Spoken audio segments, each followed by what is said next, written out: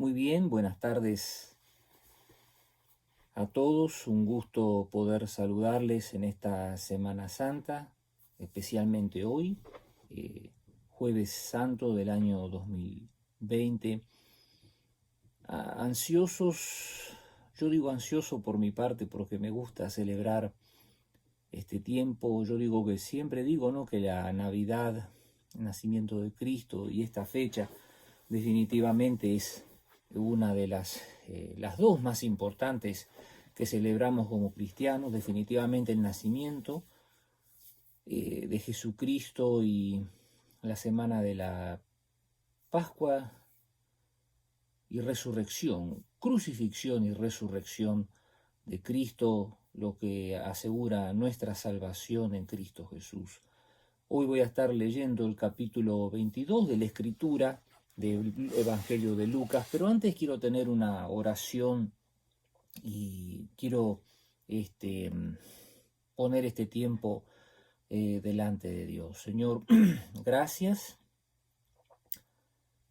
porque hace unos 2000 años atrás tú tomaste esa decisión de ir a Jerusalén y enfrentar, Señor, esa pasión, esa muerte por mí, Señor Jesús. Y en esta semana que recordamos eso, nosotros, Señor, recordamos ese gran sacrificio y te agradecemos por ese gran sacrificio, que al estudiar ahora lo que pasó en este jueves, hace unos 2000 años atrás, podamos, Señor Dios, tener una conciencia, una claridad de lo que hiciste cada día más, Señor Dios, y podamos, Señor Dios, responder, Señor Dios, a ese sacrificio, Señor Dios, aceptándolo, Señor Dios, y trabajando para ti. Ponemos en tus manos lo que vamos a estudiar, Señor Dios. Yo también me pongo bajo tu guía y tu dirección para que tú me ayudes en todo lo que voy a estar hablando en el nombre de Jesús. Amén y amén. Hoy voy a estar hablando o continuar lo que estábamos viendo ayer. Ayer terminamos con el capítulo 21 y realmente comenzamos con el capítulo 22, donde Judas prepara la traición de Cristo, es decir, toma una decisión drástica de traicionar a Cristo y hablar con quienes eran directamente sus enemigos. Inmediatamente después, esto fue al final del miércoles, cuando comienza el día jueves, Lucas nos empieza a relatar los preparativos de la última cena. Lucas es bien descriptivo y especialmente menciona cuando Jesús hace los arreglos, los discípulos dicen dónde la vamos a celebrar, y Jesús da una serie de instrucciones muy especiales donde dice que cuando entren a Jerusalén, que va a salir al encuentro un hombre con un cántaro en un jarrón grande, y que le tenían que seguir porque ese hombre les iba a llevar hasta la casa.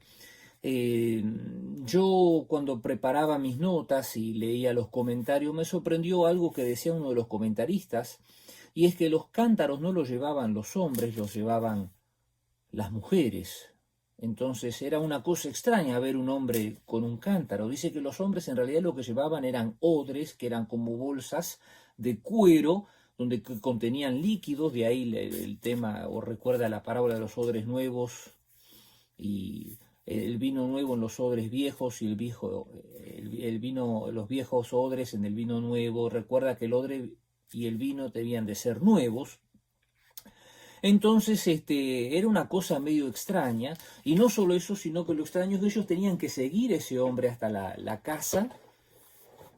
Y yo decía, ¿por qué todos esos elementos extraños? Bueno, Jesús en principio no quería, y eso es lo que el comentarista decía, no quería que se sepa el lugar exacto de dónde iba a ser la cena. Y uno dice, ¿por qué? Bueno, recuerde que Jesús estaba al tanto de los planes de Judas, y si Judas hubiera sabido de antemano que iban a ir a un determinado lugar, directamente llevaba a los soldados al lugar de la cena, no le hubieran permitido pasar esa última cena a Jesús, no le hubieran permitido tener ese tiempo hermoso, el tiempo del lavamiento de los pies. Si bien Lucas no lo describe, fue antes de la cena. No hubiera podido hacer la institución de lo que fue la cena del Señor, no hubiera podido tener esa oración que después habla en Juan 17, toda una serie de cosas definitivas que fueron para la vida del cristianismo. Entonces, un poco dicen los comentaristas que lo hizo así a propósito, y en los versos 16 y 17, una vez que estaba ya todo preparado, Jesús empieza a decir, empieza a hablar de a hacer una introducción de la cena, ¿no? Y el versículo 14 dice: he tenido muchos deseos de comer esta Pascua con ustedes. La verdad es que la otra versión dice: cuánto he deseado, la versión Reina Valera. Pero la verdad es que las dos palabras no expresan realmente lo que Jesús quiso decir. Jesús tenía un deseo intenso, vividísimo. Algunos hasta casi lo traducen como una angustia, pero no una angustia mala de pasar un momento malo, sino la angustia de querer pasar ese momento único, tremendo, inaugural en la historia de la iglesia, porque él estaba celebrando la Pascua del Antiguo Testamento, pero de cierta forma estaba haciendo la nueva Pascua, o lo que era la Cena del Señor, un momento único en la historia de toda la vida humana. Por eso Jesús, ¿no? Le estaba diciendo: cuánto he deseado comer esta Pascua, y específicamente dice: con ustedes, dice, por los discípulos, ¿no? Qué tremendo, ¿no? Esta frase de Jesús.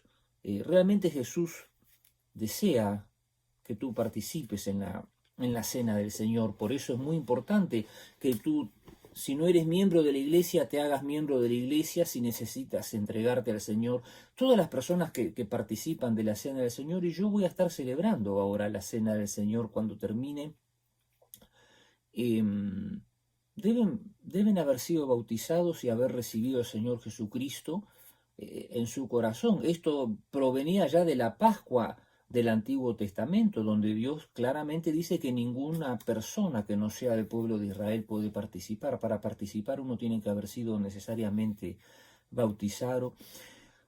No me quiero ir un poco, quiero volver a lo que estábamos hablando. Dice: ¿cuánto he deseado participar? Dice: antes de padecer lo que iba a padecer, ¿no es cierto? Y Jesús hace una declaración tremenda, dice: porque no la volveré a comer, no la volveré a comer, dice, hasta que el día que venga el reino de Dios. Eso lo dice especialmente en el verso 18 del capítulo 22. Por eso lo tremendo de esta celebración. Yo no quiero hablar mucho de lo que es específicamente la cena, porque lo voy a mencionar después, cuando él instituye el pan y habla del pan y del vino.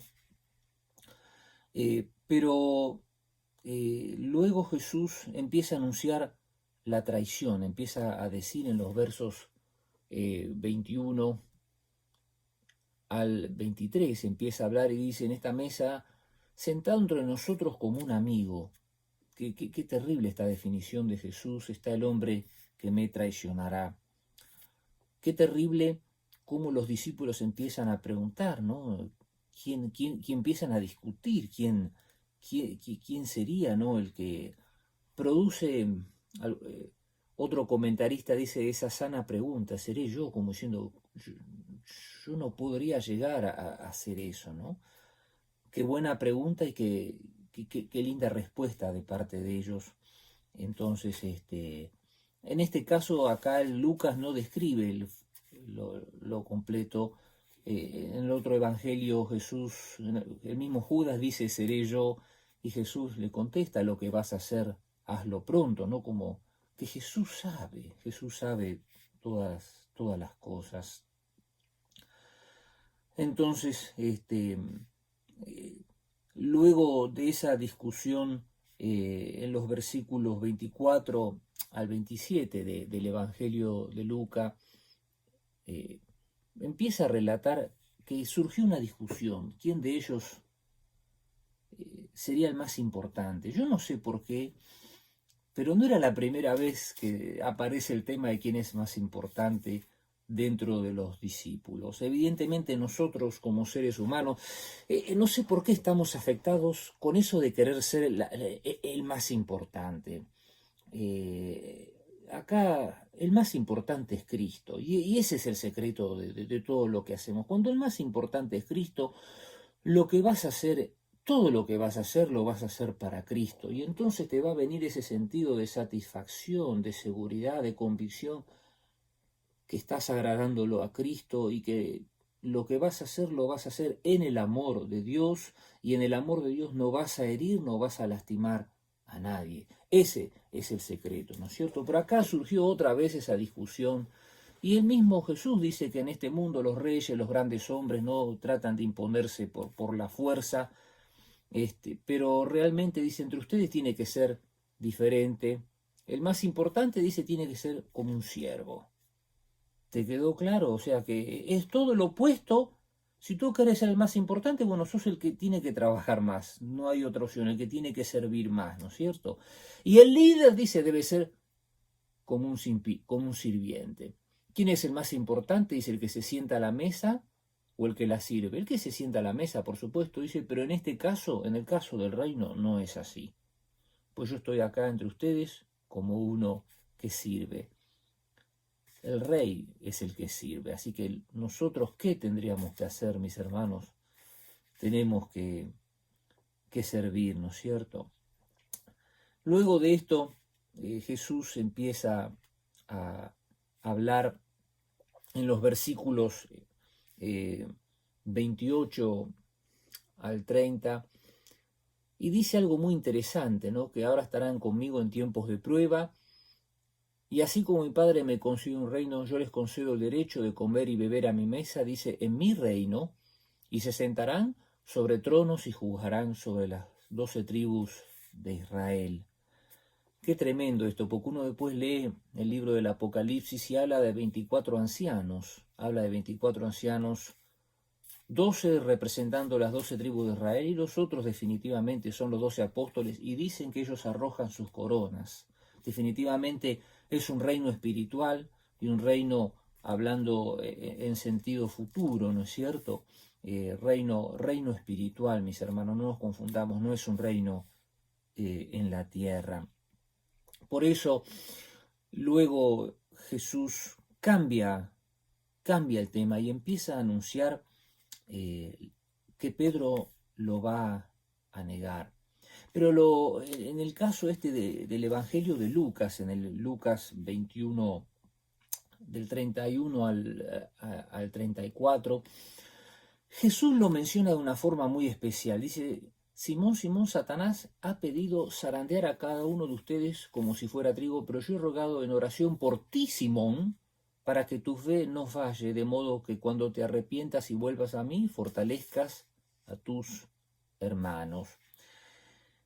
Zarandear como trigo. Uno de los trabajos más duros que hacían antiguamente era sacudir el trigo para separar el trigo de la planta. Y de esa forma, dice Jesús, que el diablo lo iba a zarandear a Pedro. Y nos va a zarandear a todos en algún momento el diablo. Y qué interesante, ¿no? Que Jesús dice, yo he rogado por ti. Jesús mismo, está clamando también por nosotros. Juan dice que Cristo es nuestro abogado. Así que va a haber veces que va a haber tensiones que van a ser terribles en nuestras vidas. Y Pedro contestó, ¿no? Lo que nosotros contestaríamos en nuestra humanidad. Dice, voy a estar vida y prisión contigo, dispuesto a morir. Jesús le da una respuesta muy fuerte, dice, mañana por la mañana, antes que cante el gallo, me negarás 3 veces que me conoces. Qué respuesta fuerte, qué respuesta contundente de Jesús, desarmando, ¿no?, toda esa animosidad. Y a veces Dios quiere desarmar nuestra animosidad. Nosotros somos muy animosos y a veces nos sentimos envalentonados, y Pedro se sintió envalentonado. Nosotros también nos envalentonamos, y Dios no trabaja con las personas envalentonadas. Dios tiene que hacer algo en la vida, ¿no? Por eso Jesús no le aclaró, dice, te va a zarandear, Y todavía es como que Pedro quiso ir más allá de Jesús y Jesús le dice, me vas a negar 3 veces antes que cante el gallo. Jesús continúa con la idea de todos estos cosas que estaban discutiendo y les dice, cuando ustedes salieron a predicar, dice, no tenían bolso de viaje, no tenían ninguna de esas cosas, dice, ¿les faltó algo? Dice, y ellos decían, no nos faltó nada, ¿no? Recuerdan que en un momento del Evangelio él dice, vayan, no lleven 2 túnicas, no lleven y ahora dice, ¿les faltó algo? Dice, no les faltó nada, pero ahora dice, bueno, ahora sí tomen dinero, dice, bolso de viaje, y si no tienen espada, vendan un manto y compre una, porque ha llegado el tiempo en que se cumpla la profecía acerca de mí, fue contado con los rebeldes, Jesús fue crucificado con 2 malhechores, así que todo lo que los profetas escribieron acerca de mí, dice, se cumplirá. Mira, Señor, contamos con 2 espadas, dice el Dios suficiente. Y uno dice, ¿cómo Jesús recomienda comprar una espada? ¿Estaba incitando en cierta forma a la violencia? No. Quiero decirles algo, tomar la espada era una especie de actitud y Jesús estaba residiendo a una actitud espiritual. Definitivamente, Jesús se estaba refiriendo a una actitud espiritual. Y uno cuando toma la espada es porque sale a la guerra y en este caso Jesús nos estaba diciendo que nos tenemos que preparar para la batalla espiritual que se viene, para la batalla espiritual que él estaba a punto de enfrentar. Eso es lo que yo quiero que sepas. Luego, los versos 39 y 40, Jesús dice que va al monte de los olivos, definitivamente fue a orar. Era el lugar de oración de Jesús, ¿no es cierto? Fue a orar y dice que a una distancia de tiro de piedra, él se fue a orar solo, dejó a los discípulos para que oren por él. Pero si a una distancia de tirar una piedra, ¿qué puede decir? 15 yardas. Uno podía ver qué era lo que Jesús estaba haciendo. Pero lo sorprendente es que los discípulos se dormían. Qué terrible, ¿no? Y entonces dijo, oren para que no cedan a la tentación. Oren para que no cedan a la tentación. Fue a orar. Dice que vino un ángel, lo fortaleció, oró con más fervor y estaba en tal agonía que caía a tierra, dice, su sudor con grandes gotas de sangre. Uno dice, ¿cómo? ¿Qué sudor? Lucas era un médico y él quería dejar testimonio del sufrimiento de Cristo, y muchos especialistas dicen que era tal la presión emocional que estaba viviendo Jesús, que los vasos capilares, algunos se deshacían y entonces esa sangre que se salía de los vasos capilares se mezclaba con el sudor y caía y uno podía ver el sudor de Jesús como sangre. Jesús dice que se puso de pie, regresó, y aquí no lo menciona que lo hace 3 veces, pero sí dice que los encontró dormidos, y dice, ¿por qué? Preguntó, levántense y oren para que no cedan a la tentación. Y dice, ¿cuál es la tentación? La tentación es de no permanecer con Cristo, de no estar con Cristo, de negarlo a Cristo con nuestras acciones, de negarlo a Cristo con nuestras acciones. Entonces, es interesante que en este pasaje dice que vino un ángel del cielo y lo fortaleció. En ese momento de extrema tristeza, vino un ángel a fortalecerlo. Qué tremendo ese pasaje. Eso para que ustedes vean que en los momentos de mayor tristeza, de mayor debilidad, Dios puede enviar sus ángeles a nosotros para ayudarnos. Obviamente, este momento se acaba. Ni bien Jesús termina de decir que oren para no caer en tentación, y la multitud se acercó a Jesús, y extrañamente esta multitud estaba guiada por una persona, estaba guiada por Lucas, ¿no? Y Jesús ve que la multitud se aproxima, no se escapa, y entonces Jesús Dice Judas, con un beso traicionas al Hijo del Hombre. Qué pregunta, ¿no? Qué pregunta terrible, ¿no? Con un beso, demostrándole, queriendo demostrar tener amor y en realidad estaba haciendo todo lo opuesto. ¡Oh! Qué cosa, qué duro de haber sido para el mismo Cristo esto. Entonces, con un beso, dice, traicionas al Hijo del Hombre. Y entonces, algunos de los discípulos reaccionan, verso 49, peleamos, dice, trajimos las espadas, y uno dice que le cortó la oreja. Jesús Jesús lo sana, y dijo, basta, basta, como diciendo, la violencia no es parte del reino de Dios. Creo que ese es el significado. No, la violencia no es el idioma, no es la forma de expresarnos de los hijos de Dios. Y Jesús todavía les dice, soy un revolucionario para que vengan con espadas y palos, pues no me arrestaron el templo. Y Jesús les dice una frase terrible, ha llegado el tiempo que reina el poder de la oscuridad. Oh, qué frase terrible, qué frase dura, ¿no? Le ha llegado la hora del poder de la oscuridad, el poder de las tinieblas. El capítulo ya medio se va terminando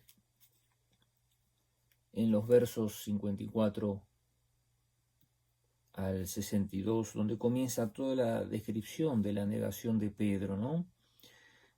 Qué terrible cuando una muchacha lo descubre, después al rato otra persona, y al tercero otra persona más vuelve a decir, mientras el gallo va cantando, y el verso 61 dice que el Señor se volvió y miró a Pedro, ¿no? Cuando Pedro lo negó 3 veces y el gallo ya había cantado. Y de repente las palabras del Señor pasaron rápidamente por la mente de Pedro. Dice, y Pedro salió del patio llorando amargamente. Qué momento triste en la vida de Pedro. Había algo que tenía que ser crucificado en la vida de Pedro y Jesús estaba encargando de crucificar eso que estaba incorrecto en la vida de Pedro. No dudes que Cristo va a hacer lo mismo en nuestras vidas. Él se va a encargar de crucificar cada área que no está de acuerdo a lo que Él quiere. Qué terrible luego los versos siguientes cuando comienzan a burlarse de él y a golpearlo, le vendaban los ojos, los últimos versos 63 al 65, le vendaban los ojos, lo golpeaban y le decían, profetiza, ¿quién te pegó? La verdad, voy a serle sincero, Jesús lo pudo haber hecho eso, pero hubiera respondido al espíritu de ellos, y el espíritu de ellos era un espíritu de burla, de degradación, y Jesús no iba a caer en eso. Y finalmente termina diciendo que le lanzaban todo tipo de insultos. Qué terrible todo esto. Esto fue todo lo que le pasó a Jesús, todo lo que vivió en este día jueves que nos toca celebrar, ¿no? El Jueves Santo. Y yo ahora quiero ir terminando y voy a celebrar la cena del Señor. Como no lo podemos hacer todos juntos en la iglesia, pero lo vamos a hacer todos juntos aquí online. Voy a repetir, ¿no? La palabra cuando dice llegó la hora y los apóstoles se sentaron juntos en la mesa.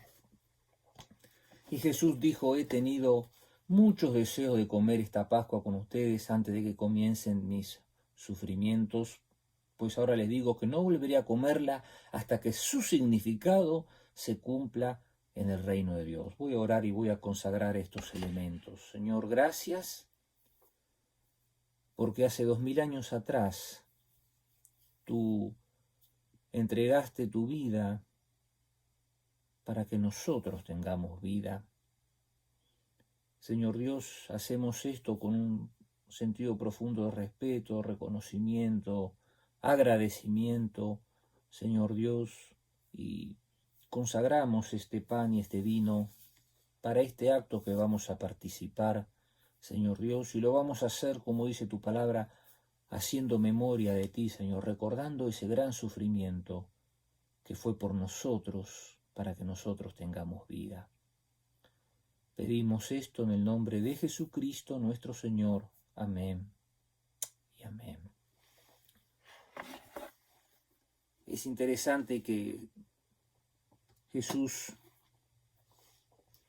primero dice, tomó en sus manos la copa de vino y dio gracias a Dios por ella. Y entonces dijo, tomen esto y repártalo entre ustedes, pues no volveré a beber vino hasta que venga el reino de Dios. Tomó un poco de pan y dio gracias a Dios por él, y luego lo partió en trozos, lo dio a sus discípulos y dijo, este es mi cuerpo, el cual es entregado por ustedes, hagan esto en memoria de mí. Es decir, primero dio la copa, después dio el pan, pero después vuelve a dar otra vez la copa. Dice, después de la cena tomó en sus manos la otra copa de vino y dijo, esta copa es el nuevo pacto entre Dios y su pueblo, un acuerdo confirmado con mi sangre, la cual es derramada como sacrificio por ustedes. Es decir, él estaba haciendo la Pascua judía, por eso la copa se sirve en la Pascua judía 3 veces, y él estaba haciendo la Pascua judía, pero a la vez estaba instaurando lo que era la cena del Señor, nuestra como nosotros la conocemos. Por eso habla de que primero toma el vino, después toma el pan y después vuelve otra vez a tomar la copa. Yo quiero que tú mires acá, era algo parecido a esto, lo que servía en ese momento. Señor, gracias por tu cuerpo sacrificado por nosotros. Señor Dios, lo único que podemos decirte es gracias. Gracias por ese gran sacrificio que tú hiciste hace 2000 años atrás, que al participar de este pan, Señor, nosotros vamos a recordar, Señor, a aceptar, Señor Dios, ese gran sacrificio que tú hiciste, para reconocer ese gran sacrificio que hiciste por nosotros. Señor Dios, que tu presencia sea en nuestras vidas al participar de este pan. En el nombre de Jesús, amén y amén. Quiero que mires acá y dice que tomó un pan y dio gracias a Dios por él y lo partió en trozos. Lo partió así en trozos. Era pan sin levadura, sonaba así crocante. Y dijo, tomen, coman, después, tomen y coman todos de este pan.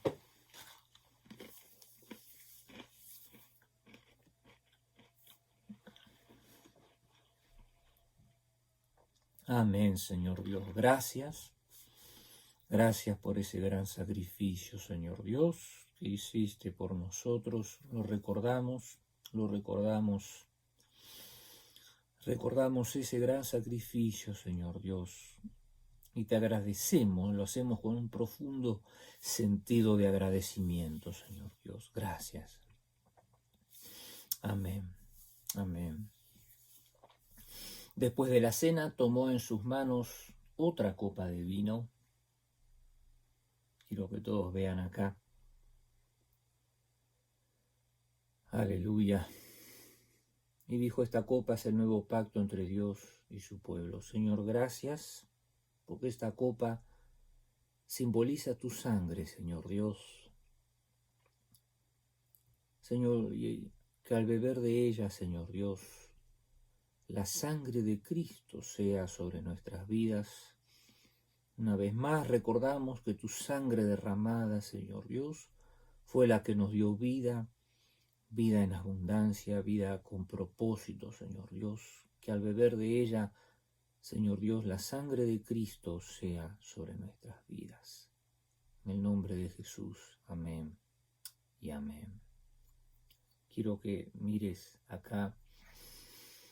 Y dijo, esta copa es el nuevo pacto entre Dios y su pueblo, un acuerdo confirmado con mi sangre, la cual es derramada como sacrificio por ustedes. Amén, Señor.